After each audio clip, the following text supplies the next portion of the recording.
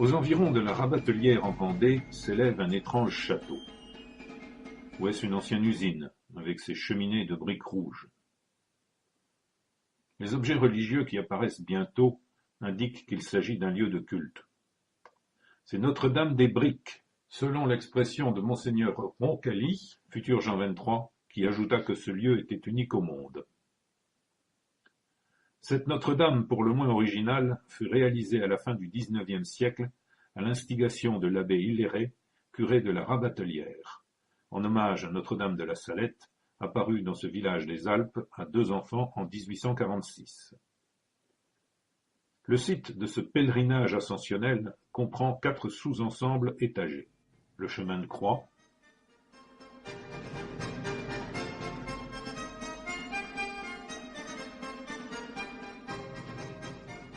les statues de l'apparition de la Vierge aux enfants de la Salette,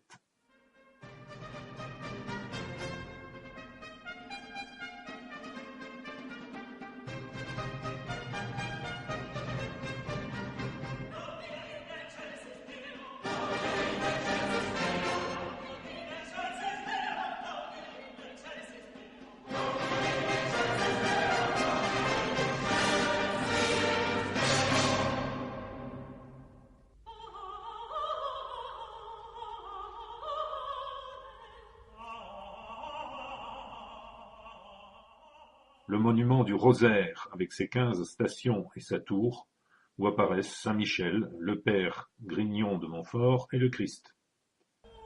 Sous cette tour, une petite chapelle accueille une Pietà.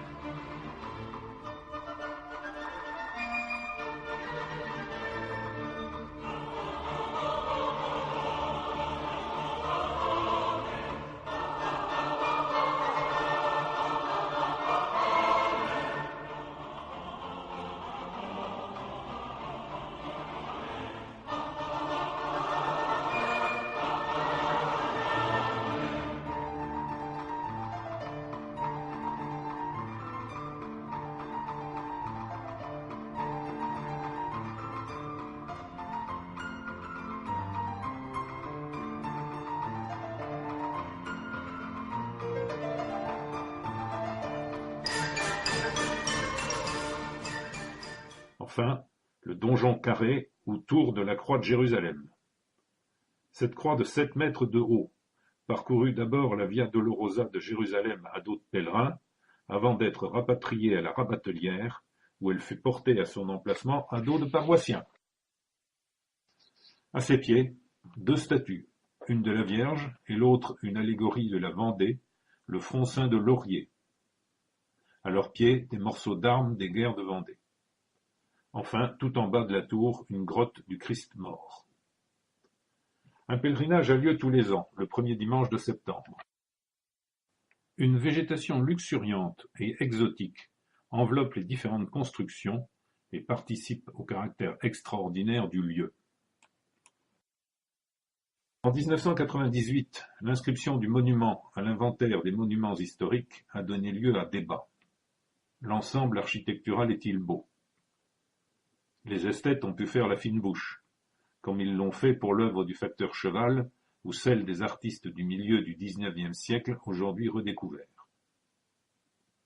Incontestablement, cette réalisation est étonnante et originale, représentative de la religiosité d'une époque et de son curé. C'est à ce titre qu'il a été jugé important de la préserver. En 2010, le sanctuaire a été rénové. Il est maintenant géré par le Conseil général de Vendée et fait partie des centres d'intérêt touristique du département.